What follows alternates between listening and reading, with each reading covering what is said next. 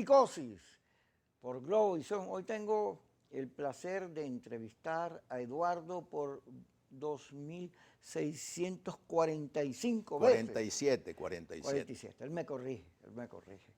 Y le comenté a Eduardo en un acto de absoluta jaladera de mí para él, en la radio, analizando todo lo que está ocurriendo en el país, habló de la incoherencia del liderazgo. Este liderazgo dice una cosa a otro, un día a otro, se deja chantajear por las redes, dice lo que quiere oír en el auditorio, no lo que hay que hacer. Y dijo, pero hay un solo venezolano en la política que es coherente. Y puse el discurso del 4 de febrero de Eduardo Fernández. ¿Qué te parece mi jaladera? Me parece excelente, porque además creo que da oportunidad para ponderar la virtud de la coherencia. Porque es verdad, como decía Teodoro, que solo los estúpidos no cambian de opinión. Y él, por cierto, es un ejemplo de una persona que era muy poco estúpido, porque hay que ver que cambió. Cambió de ser miembro del Comité Central del Partido Comunista Venezolano a ser un ministro neoliberal en la administración del presidente Caldera, de modo que hay que tener coherencia, Kiko. Y el 4 de febrero de 1992, yo sentí que mi obligación, mi deber, era defender la Constitución, defender la estabilidad democrática, defender la institucionalidad frente a un arrebato de violencia absolutamente intolerable. Y dije una frase, y yo soy coherente con esa frase. Dije, los problemas de una nación como Venezuela se resuelven con votos y no con balas. Ni con balas vernáculas, ni con balas importadas, mucho menos. Entonces, yo creo que hay que ser coherente. Yo comprometí mi vida y mi lucha por la justicia social.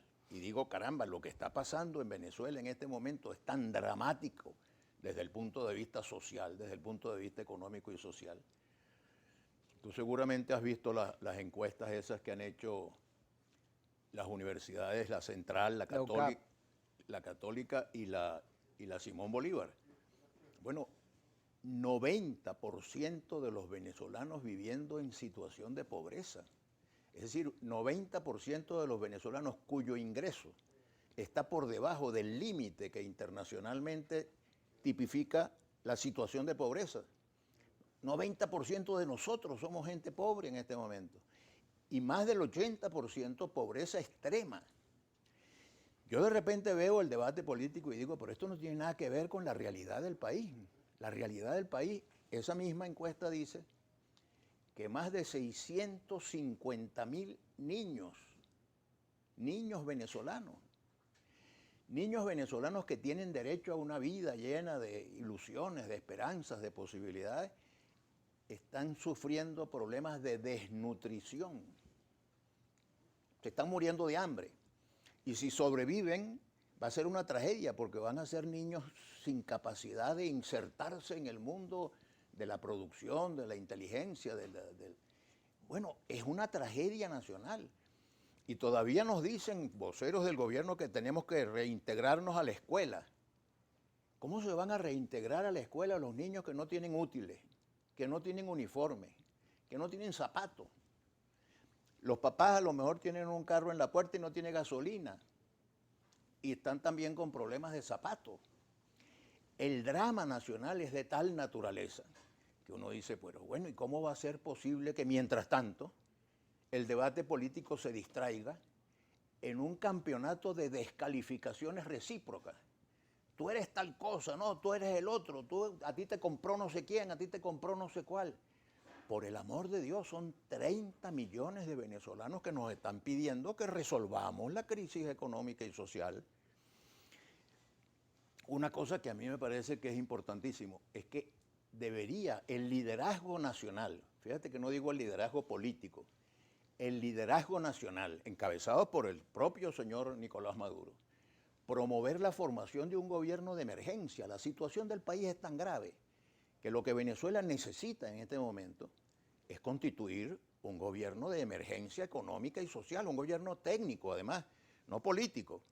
Es decir, donde vaya la gente que sepa cómo se reactiva la economía venezolana, para que podamos salir de esta tragedia que estamos viviendo.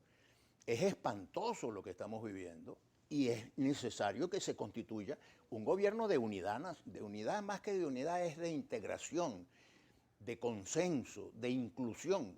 Es decir, no es que ganó este y sacó este de Miraflores o ganó este y entonces acabó con este. No, todos nos necesitamos, todos unidos. Por eso yo incluso también propuse en mi partido en aquel momento, cuando el 4 de febrero, vamos a ayudar al gobierno porque el ministro de la Defensa, por cierto, ministro de la Defensa, a quien estimo mucho y que está vivo también y puede ser testigo de esto que estoy diciendo, el general Fernando Ochoa Antich me dijo, oiga, si ustedes no ayudan al gobierno, en una semana esto se cae. Y yo me daba cuenta, porque imagínate tú todo lo malo que ha ocurrido en Venezuela, habiendo llegado esta gente con las limitaciones de un proceso democrático. Si hubieran llegado con un golpe de Estado exitoso, quién sabe qué desastre adicional estaríamos padeciendo los venezolanos. Eduardo, fíjate, en referencia a lo que estás diciendo. He venido reflexionando públicamente a través de los programas en los que trabajo diciendo esto. Acción Democrática agarró al pueblo venezolano, Juan Bimba, como decía Rafael Simón Jiménez, y se los agarró para ellos. Era expresión de lo popular. Lo mismo hizo Chávez, puso a los pobres de protagonistas. En la actualidad, según esas mismas encuestas que tú señalas, la gran mayoría de venezolanos que son pobres, que tienen ese estado de depresión, de carencias que tú señalas, no creen en la política, están dedicados a ver cómo sobreviven, claro. Pero están huérfanos, necesitan que alguien les haga cariño. Entonces yo veo que el liderazgo, todos, en vez de decir, caramba, ahí están, déjame agarrarlos, darles cariño, abrazarlos, y con esa fuerza convertirme en lo que me dé la gana, presidente, lo que tú quieras, porque si tienes el respaldo de las mayorías, esa es la clave, andan dedicados a los Estados Unidos, a Europa, a los problemas internos, a las redes, a todo eso que tú llamas, esa guerra intestina. Yo vengo sosteniendo, Eduardo, que Alacrán es no el que recibe dinero ni nada de eso, no, Alacrán es el que tiene en el cerebro veneno y anda diciéndole Alacrán a todo el mundo cuando él es el Alacrán y anda picando. De manera que todos esos nefastos que califican en las redes a este y al otro, esos son los Alacrán. Pero entonces el liderazgo no ve que están huérfanos las mayorías y hacen política para los costados, para el medio, para el centro, pero no pone. Por eso yo insisto, yo podría iniciar esta conversación contigo, Kiko, que eres una persona tan supremamente inteligente. No, ya estás hablando. Vamos para el corte. Oye, ya esto es una indecencia. No, te estoy correspondiendo. No, vamos para el corte. Bueno. Ya va, okay. Vamos para el corte porque eso que dijiste, la gente se va a dar cuenta. Bueno, tengo que corresponder a tu amabilidad.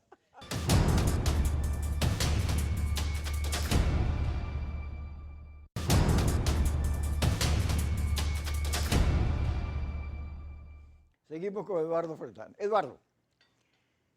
Déjame un momentico aclarar una cosa, porque Ajá. nos fuimos abruptamente. Yo no veo por qué va a ser motivo de risa que yo reconozca una virtud que tú tienes. Tú tienes pocas virtudes, pero una de ellas es que eres supremamente inteligente. Bueno, seguimos, adelante.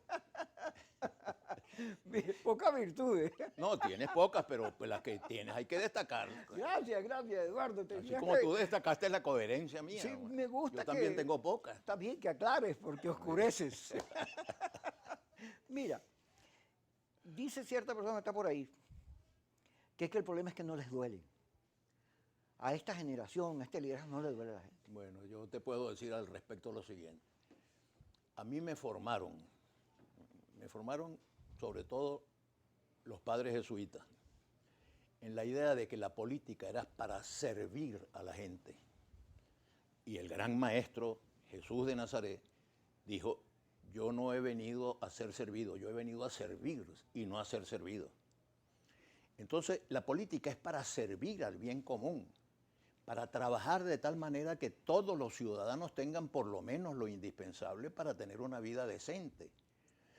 Y cada persona que carece de educación, o que carece de comida, o que carece de los servicios básicos, tiene que ser un emplazamiento que le hacen a la dirección política. Señor, ¿usted de qué se ocupa que está viendo esto con indiferencia?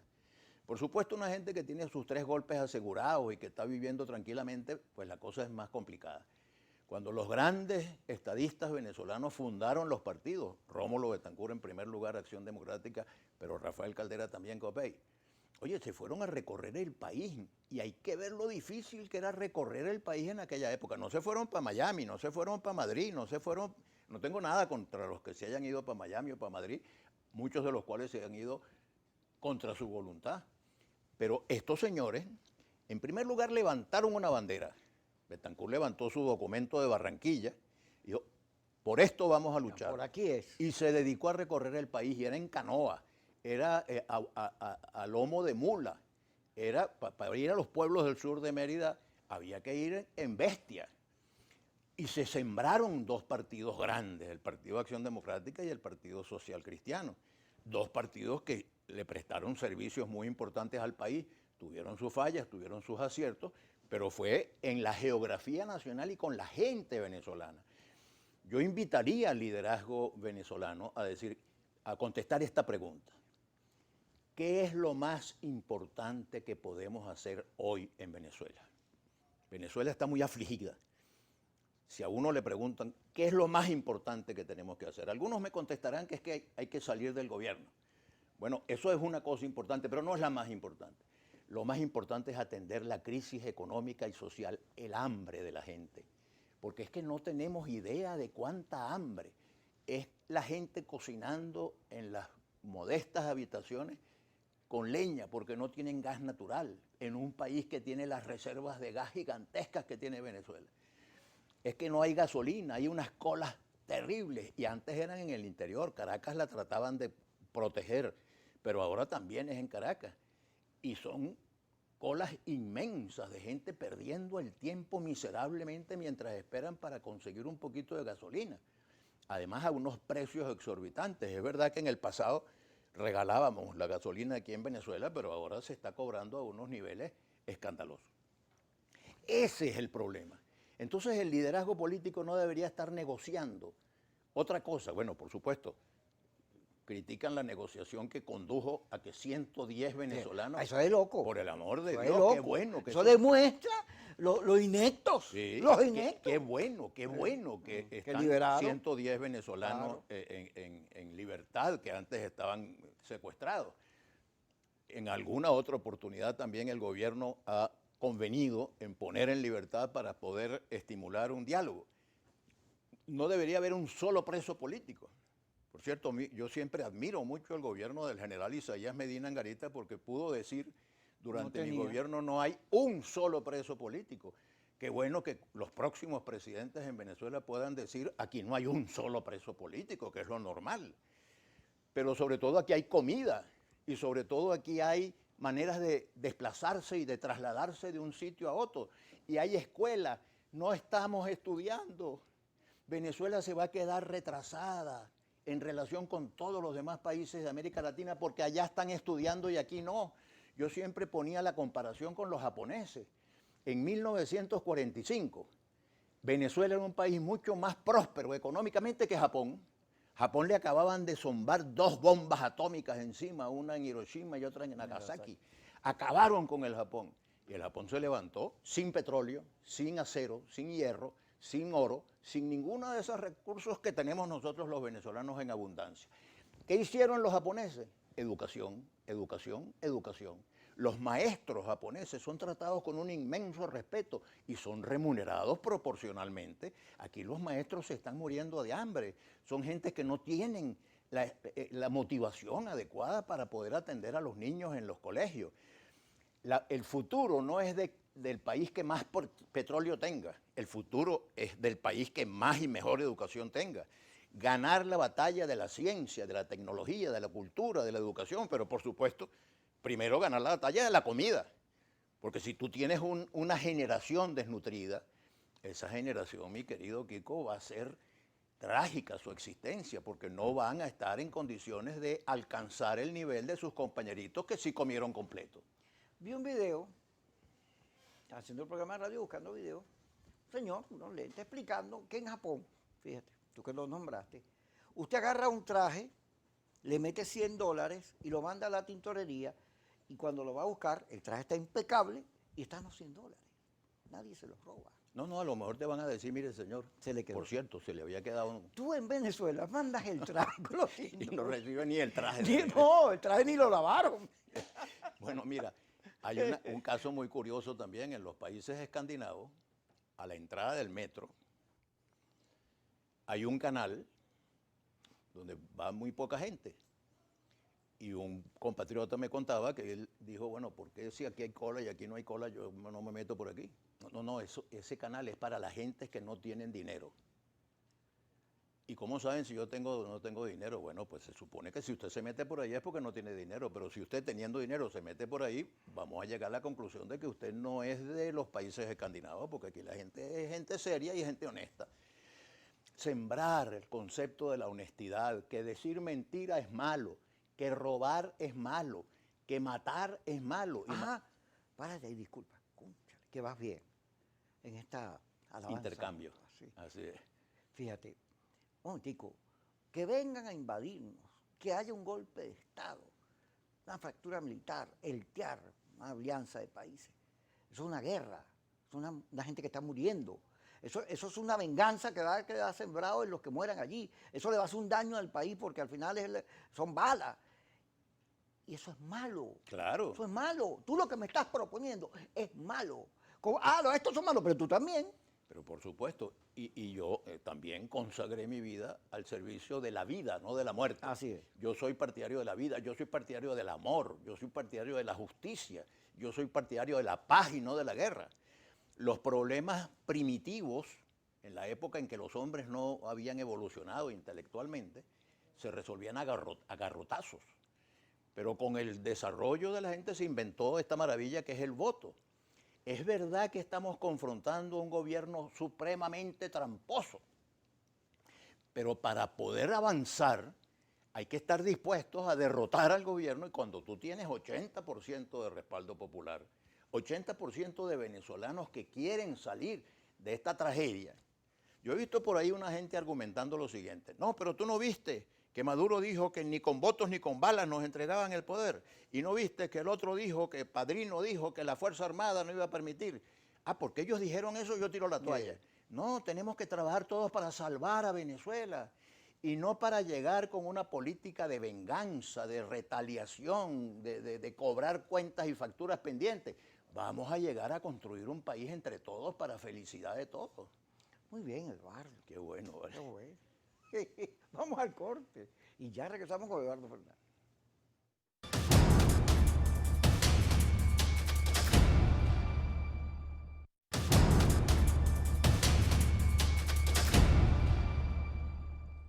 Eduardo Fernández con nosotros. Fíjate, ayer entrevisté a Dialco Bolívar y fue una conversación. Él está con el gobierno, yo no, pero fue una conversación muy cordial y muy cordial y muy sincera. Y entonces resulta que sí se puede salir de la confrontación esa del odio y discutir el país. Porque este país, tú señalabas a Betancur, a Caldera, todos ellos, tenían una visión de país, un diseño al cual recurrir. Aquí no hay. Por eso. Aquí eso falta. Fíjate tú, yo en ese sentido creo lo siguiente. Aquí hace falta un gran acuerdo nacional de todos los factores. Y cuando hablo de todos los factores no son de todas las letras de los partidos, que cada día representan menos. Me refiero a los factores de la producción, a los empresarios y a los trabajadores. Me refiero a las academias, me refiero a los gremios profesionales, a las iglesias, a la iglesia católica, a las iglesias evangélicas. Que trabajemos todos por construir un país mejor, con una agenda que tenga 5 puntos. En primer lugar, la reconstrucción de la institucionalidad democrática. Tenemos que tener un gobierno que gobierne, una asamblea nacional, una, no varias, sino una sola, un solo presidente, un poder judicial respetable y respetado, administración de justicia confiable. Pero segundo, reactivar la economía. El desempleo es feroz. ¿Qué cantidad de gente? No es que tienen ingresos de pobre, es que no tienen ningún ingreso.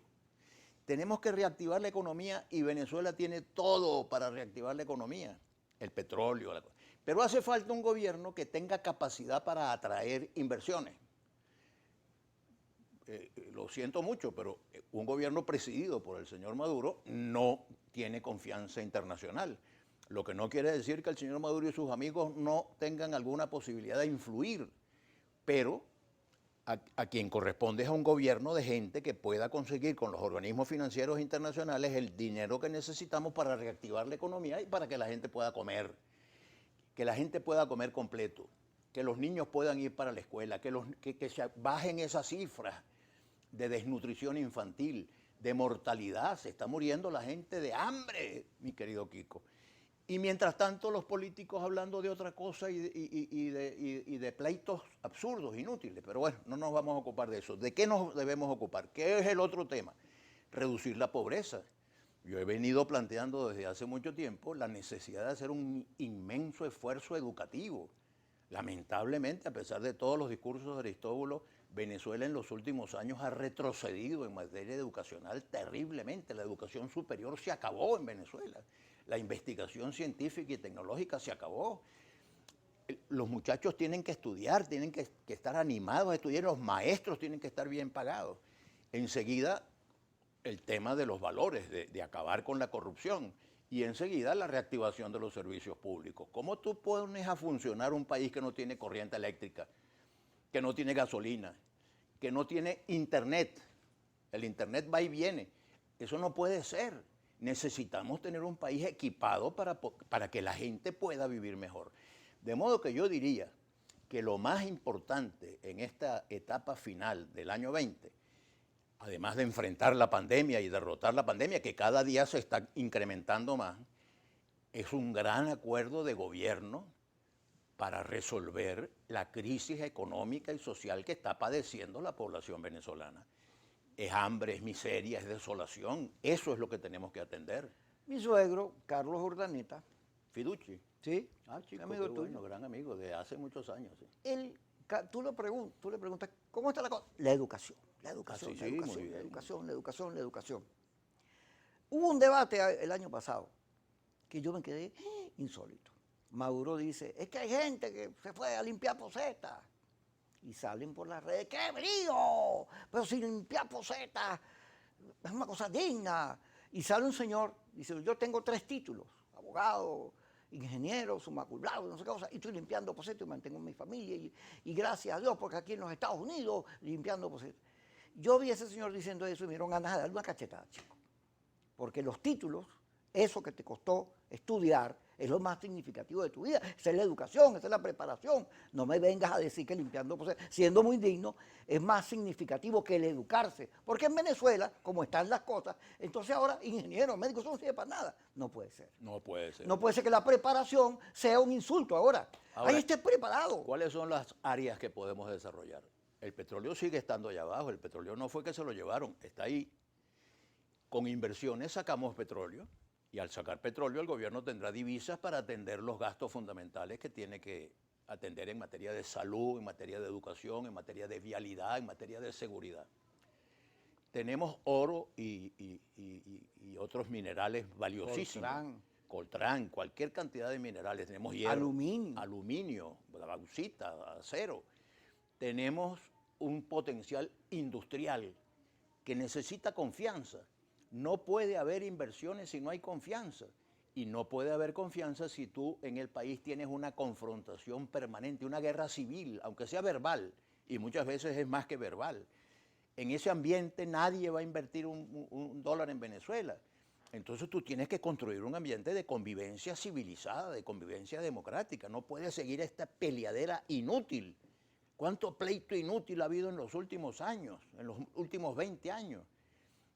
La responsabilidad fundamental, por supuesto, es del gobierno. Alguna vez que conversé con el señor Hugo Chávez, ya presidente de la República, me hizo el honor de preguntarme, ¿qué haría usted si estuviera en mi lugar cuando la huelga petrolera y todo lo demás? Y le dije, un solo consejo le daría, el jefe del Estado tiene que ser un factor de unidad nacional, unir al país alrededor de un programa. Vamos a unirnos, como lo intentó Betancur con mucho éxito, alrededor del programa de Barranquilla, como lo intentó Caldera en su momento alrededor de la tesis de la democracia cristiana venezolana, Bueno, vamos a construir un país moderno donde todos podamos convivir. Es que somos la vergüenza del mundo. A mí antes yo me sentía orgullosísimo de ser venezolano y recorría los países de América Latina porque tuve algunos cargos internacionales y yo decía, todos están por debajo de Venezuela. Venezuela era el país que estaba más, el aeropuerto de Venezuela era el más moderno. Ahora el aeropuerto de Venezuela es el más subdesarrollado y todo igual, los servicios públicos, los teléfonos funcionaban, ahora no funcionan. Entonces, Kiko, convocar a la gente para lo grande, para lo trascendente y para lo urgente. Lo urgente es la comida. Vamos a resolver. Y esto va a ser cada día más grave porque nos quitaron el diésel. Y los señores que producen alimentos en el interior necesitan gasolina para traer los alimentos. De modo que se van a podrir los alimentos en donde los producen. Y las plantas eléctricas que se alimentan. Y no van a llegar. Tocaste un tema, fíjate. Hay quienes sostienen, sobre todo quienes están alrededor de la dirección del G4, que al enemigo ni agua. Como el enemigo es así, confrontador, yo también, entonces ni agua. ¿Te acuerdas lo de la CAF? La propuesta de la CAF de electricidad, no lo apruebo porque a Maduro no le voy a dar plata.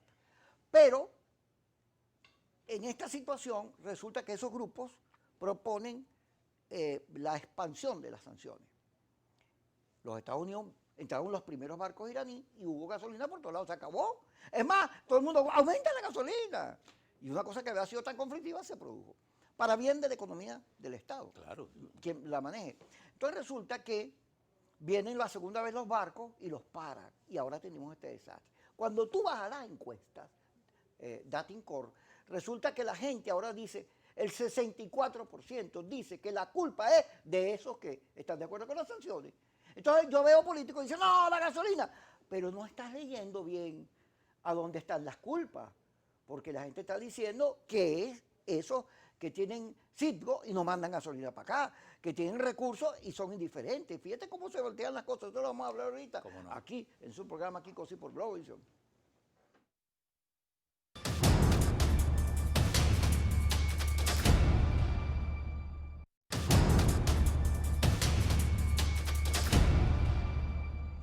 Seguimos aquí con Eduardo Fernández, quien está, por supuesto, brillante, elocuente. Gracias, Kiko, gracias. Pero es que tú me estimulas, porque tú haces unas preguntas tan fundamentales. Wow, sí, sí. Fíjate, yo me acuerdo cuando era joven, fui joven alguna vez, tú también. Hace mucho. Sí, a mí se me nota más. Se me olvidaron algunas cosas que hacían los jóvenes, ¿no? Mira, uno decía, hay que generar crisis para que el gobierno cambie. La crisis se vaya por el medio del gobierno.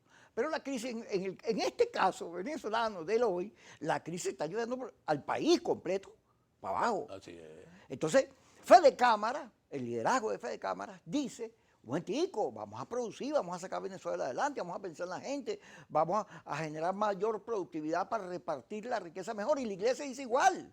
Y el liderazgo político, hay un sector que no, hay que esto destruirlo, a como dé lugar. Y ese es el discurso que tiene que ver con la gasolina, ¿no? Vamos a, como la gasolina, ¿te acuerdas? El eje de los conflictos de Pérez con el 27 de febrero fue la gasolina. Pero el país cambió. Mira, y ahora hay una situación muy fea. Yo recuerdo mucho que cuando aquella huelga petrolera que hubo en el Eurobuilding, estaba el comando de la huelga. Y los líderes de la huelga tenían todas las cámaras de televisión para informar lo bien que iba la huelga. Ya no hay gasolina, ya no hay gas, ya tal, ya vamos muy bien y tal. Líderes, por cierto, que llegaban en automóvil y se retiraban en automóvil. No venían a pie, ni en caballo, venían en carro. Y anunciaban lo bien que estaba la cosa. Un amigo mío estaba en un rancho en Baruta, en algún sitio marginal en Baruta. Y estaba con la gente y la gente decía, pero estos ¿por qué se alegran de eso si yo no tengo gas ahora para cocinar? La gente está sufriendo porque no tiene gas para cocinar, porque no tiene gas doméstico para los usos del gas doméstico. No tienen gasolina, no tienen nada. Y hay unos que están celebrando que nos apliquen más sanciones. Yo no le encuentro ninguna lógica. Primero que yo creo que eso de las sanciones es una violación absoluta del derecho internacional público. No tiene derecho ningún país, por fuerte que sea, a estar imponiendo sanciones encima sin que haya mediado ningún proceso judicial, el debido proceso que llaman los abogados. Entonces, oiga, no nos mortifiquen más, porque el último venezolano que se va a quedar sin gasolina se llama Nicolás Maduro. De modo que las sanciones van a ser para todos los venezolanos antes que él. El último venezolano que va a pasar hambre es el señor Maduro. Antes vamos a pasar hambre todos los demás venezolanos si nos siguen aplicando estas sanciones. Y las sanciones además son ineficaces, porque ahí está el caso cubano. Tienen 60 años sancionados y ahí están los cubanos y los coreanos del norte. ¿Y quién está pagando la factura? El pueblo cubano o el pueblo coreano. Nosotros tenemos que entender que la política es para servirle a la gente y que la gente está pasando hambre y que tenemos que cambiar un gobierno, no porque derrotemos al que está actualmente, sino por convencerlo de que haga lo necesario para contribuir a que surja un gobierno técnico que pueda tomar las medidas urgentes. Porque ahora vienen las elecciones de asamblea. Después, que si un referéndum, que si no sé qué, y mucho más adelante son elecciones presidenciales. Vamos a esperar hasta aquellas elecciones presidenciales. La gente se va a morir de hambre. Vamos a cambiar el gobierno ya, pero vamos a cambiarlo a través de una negociación pacífica, inteligente, civilizada, democrática, como ha sido en el mundo entero. Yo algunas veces he puesto el ejemplo de lo que pasó en Gran Bretaña, cuando en Gran Bretaña sintieron que los nazis, los alemanes, iban a invadir Inglaterra.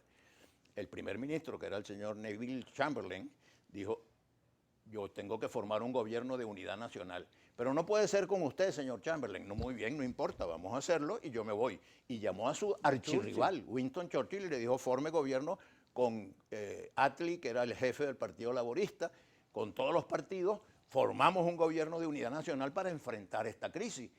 Bueno, la crisis que estamos viviendo los venezolanos en este momento, el hambre, la miseria, la desolación, el colapso de los servicios públicos, nos obligaría a reunirnos, no siglas de partidos, sino a reunirnos el liderazgo nacional y decir, vamos a formar un gobierno de emergencia económica y social, un gobierno técnico que resuelva esto y más adelante pues nos ocuparemos de otros problemas. Pero fíjate, para formar un gobierno de emergencia nacional, de unidad nacional, habría que entender que todos somos venezolanos y Claro. nos preocupa eso.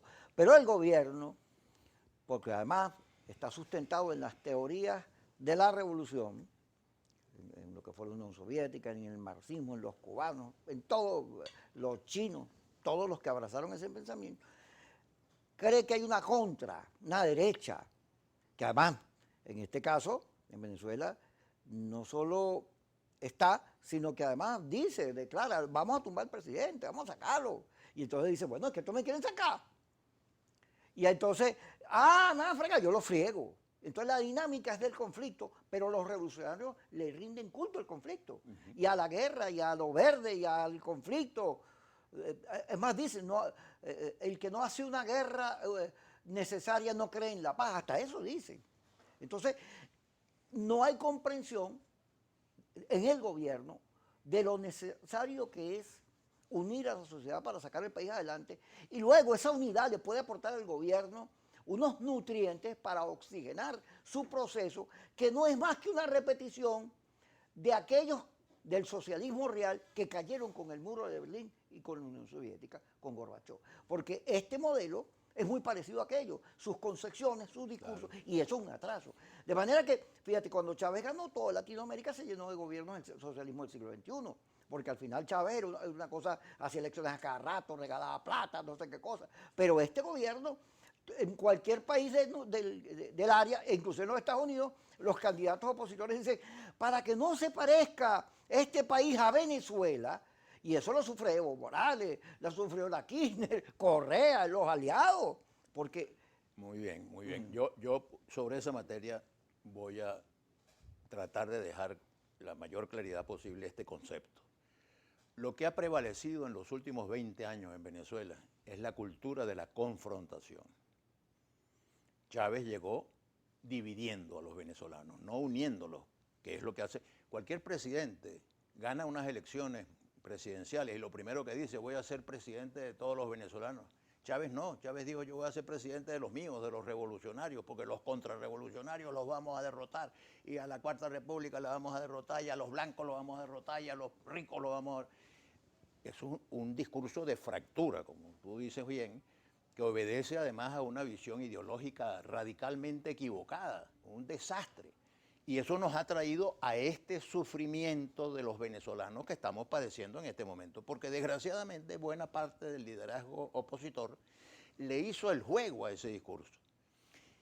¿Qué es lo que tenemos que hacer? Sustituir la cultura de la confrontación y del pleito por una cultura de la cooperación, de la búsqueda de soluciones para la gente, de soluciones no para que tú puedas ser ministro o embajador o jefe de la oposición o embajador en tal parte, no, para que la gente tenga comida en su plato, para que cuando se siente en la mesa la familia, por modesta que sea y por pobre que sea, tenga lo indispensable para alimentar a sus hijos, para que podamos ir a la escuela, para que podamos conseguir trabajo bien remunerado, para que podamos progresar en un ambiente de paz y de tranquilidad.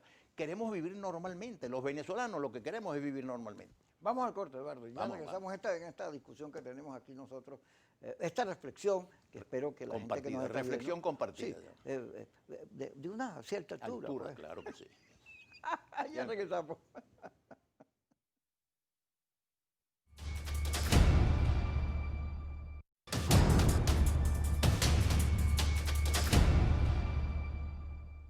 Eduardo Fernández con nosotros. Fíjate, Eduardo, en la evaluación que uno hace del momento, tú dices, oye, es que esta situación tan precaria, sin servicio, el petróleo, que es un ingreso que nos permitió durante mucho tiempo vivir, ya no está en los niveles que estaba antes. Hay una situación de confrontación, un poco de países que no nos quieren, Maduro en una situación difícil frente a la economía, el país enfrentado, las encuestas dicen que el gobierno tiene muy poco respaldo, una cosa compleja, pero el gobierno, que es el que además tiene armas y utiliza focus group, estadistas, mesas. Una mesa situacional. Pero este gobierno además que tiene una big data enorme a través del carnet de la patria y todo eso, pues en un cuadro como este, diría, si a Chávez le funcionó la confrontación, eso no es eterno. Yo debería buscar, frente a esta realidad, estabilidad jurídica, unidad nacional, la convocatoria a todos los sectores para emprender tanto el coronavirus como la economía como tema, la pospandemia, debería tener otra actitud. Pero es que yo voy a retomar un tema bien bueno que tú planteaste en tu intervención anterior, que es que están empeñados en copiar un modelo fracasado. Ese modelo fracasó en el mundo entero, fracasó, y el colapso de la Unión Soviética fue el mejor ejemplo de que ese modelo no funciona, porque va contra natura, no tiene sentido. Pero voy a aprovechar estos minutos finales para dirigirme muy especialmente al señor Maduro, porque tú dijiste que ellos tienen un modelo para servir a los pobres, para ayudar a los proletarios, para liberar a los miserables. Bueno, yo quisiera decirle al señor Maduro que los pobres, los proletarios y los miserables están sufriendo horriblemente ahorita como consecuencia de su gobierno y del gobierno anterior al suyo. La gente está sufriendo hambre y desesperación porque ese modelo que usted se empeña en imponer no funciona y lo que hace es castigar a la gente. Mire, presidente, pero si usted todavía tiene algún sentimiento de solidaridad con los pobres, sepa una cosa, mientras usted esté en Miraflores, la situación no solamente no se va a resolver, es que se va a seguir agravando. Así como se está agravando la pandemia, se está agravando el hambre y va a haber cada vez más hambre porque cada vez va a haber menos gasolina, porque cada vez va a haber menos producción en el campo. Entonces, si usted se hiciera a un lado, porque mientras usted esté allí, los proletarios, los pobres, los marginados van a seguir sufriendo todo lo que están sufriendo. Si usted se hace a un lado, rodeado de todo el respeto que el Estado de Derecho tiene que garantizarle a todos los ciudadanos venezolanos, y contribuye usted mismo a la formación de un gobierno que pueda merecer la confianza de la comunidad financiera internacional para traer el dinero que necesitamos para volver a echar hacia adelante y a progresar y a producir. Los dirigentes de Fedecámara están en una línea espectacularmente patriótica y positiva. Yo los he oído diciendo las cosas. La convención última que hicieron, el Congreso último, concluye además con un discurso del presidente de Fedecámara estupendo. la disposición a producir más, a generar empleo, a generar bienes y servicios. Pero señor Maduro, en nombre de su vida dedicada a los proletarios, entienda que los proletarios están muy mal como consecuencia de los errores de su gobierno, acentuado por la pandemia y acentuado por las sanciones norteamericanas. Pero si usted se hace a un lado y se forma un gobierno de unidad nacional, de armonía, de emergencia económica y social, de inclusión de todos los sectores, oye, podemos resolver el hambre del pueblo, que es la primera necesidad que tenemos que Claro, atender. pero si tú le dices a Maduro que se aparte, así Por sea su para propia- salvar, pero te va a ver como un adversario, Bueno, como un enemigo, pues porque, mira, porque no lo estás por eso se reconociendo. lo planteo en los términos más constructivos del mundo, en nombre de su solidaridad con los pobres. Usted dedicó su vida a luchar por los pobres y por los explotados y por los marginados y por los proletarios. Bueno, señor, los pobres, los marginados, los proletarios están sufriendo hambre como consecuencia de los errores de su gobierno y del gobierno del señor Chávez, como consecuencia del intento de aplicar el modelo del socialismo del siglo XXI. Ese modelo es un modelo fracasado, no va a producir sino hambre. Entonces, Ajá. hay que cambiarlo. Si usted ahorita le jura a la comunidad internacional que usted rectifica, que usted vio la luz y que usted va a cambiar, no le van a creer. Mucho más fácil es que usted ayude a formar un gobierno de esta naturaleza que atienda los problemas de la producción. Lo que tenemos es que producir alimentos, producir empleo, producir bienes y servicios, electricidad. Todo eso se puede hacer si tuviéramos un gobierno de unidad nacional y si dejamos la peleadera absurda que hemos tenido durante 20 años. Ahora fíjate,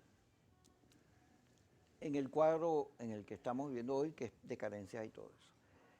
Si nosotros planteáramos el debate, ya no en términos de la disputa por el poder, sino en términos de la gente, salirnos de la confrontación, confianza, productividad, encuentro. Hay en Latinoamérica y en particularmente en Venezuela, hubo un debate del Partido Comunista del MIR, sobre todo el MAS, que es la derivación del Partido Comunista, sobre el tema de la democracia y de lo que estamos hablando. Aquí en Venezuela se produjo una discusión que impactó el mundo, porque Teodoro Pekov y su libro... Sí, claro, impactaron, porque el socialismo era visto, según el manifiesto comunista, como dictadura del proletariado. Y como era confrontacional, pues no producía armonía interna, sino vivía unos persiguiendo a los otros y unos queriendo tumbar a los otros. Eso está en la naturaleza del discurso. Pero si nos ponemos en eso, pues nos vamos a poner en las diferencias. Y el país creo que tiene que encontrarse en las coincidencias. Entonces, a mí me parece que seguir planteando que Maduro se vaya, se quede, se tire por un lado, no es el tema. Porque entonces puede que él sienta, ¡ay, ven por mí! ¡No! Pero si planteamos un país que salga de la crisis productiva y de mayor profundización de la democracia, que me respete la Constitución y la ley, claro, la alternabilidad, el país va a tener salida. Porque entonces tú vas a sobrevivir en la alternabilidad. Y así como los peronistas pierden, ganan, etcétera, y ese ejemplo, o Nicaragua con la Violeta Chamorro, cuando gana Violeta Chamorro y después viene Ortega, el ejercicio de la alternidad y de que yo pueda hacer poder, al contrario del discurso que tú dices de Padrino, el otro, no, tú nunca vas a ganar, no, si tú no sirves yo gano, claro, y si yo no sirvo tú ganas. Es el principio de la alternabilidad republicana. Y de la lógica política. Y de la lógica política y de la alternabilidad republicana. Así es. Ese principio fue muy respetado durante la Cuarta República, hubo alternabilidad republicana, incluso mucha gente saludó el triunfo de Caldera, que fue por una votación muy pequeña, 30.000 votos apenas en 1968. Bueno, y sin embargo, hay que hacerle el reconocimiento a los jefes de Acción Democrática, sobre todo a los jefes históricos, a Leoni, que era el presidente de la República, a Betancourt, que era el jefe del partido, a Gonzalo Barrios. Incluso dicen que Gonzalo Barrios dijo aquella frase famosa: un candidato de gobierno puede perder por 30.000 votos, pero no puede ganar por 30.000 votos, porque me van a decir que fue por trampa y voy a estar en una situación muy indebida. Ahora, el gran acuerdo nacional y el gran entendimiento, ya basta de pleitos inútiles, vamos a buscar una forma de ponernos de acuerdo en cómo reactivar la economía. Venezuela tiene todo lo que se necesita para poder reactivar la economía y para elevar el nivel de vida de la gente pobre, que la gente pueda vivir mejor. Eso es lo que queremos, que todos podamos vivir mejor. Muy bueno su reflexión, doctor Fernández, caramba. Muchas gracias, don No, Kiko. qué bueno. Fíjate que hemos discutido. Muy bien, sí, de una mucha cosa- altura, mucha altura. Wow, casi me caigo en la altura esa. Gracias a todos ustedes por estar con nosotros aquí en Kikosi por Globovisión a las 5 y a las 10 de la noche, de lunes a viernes.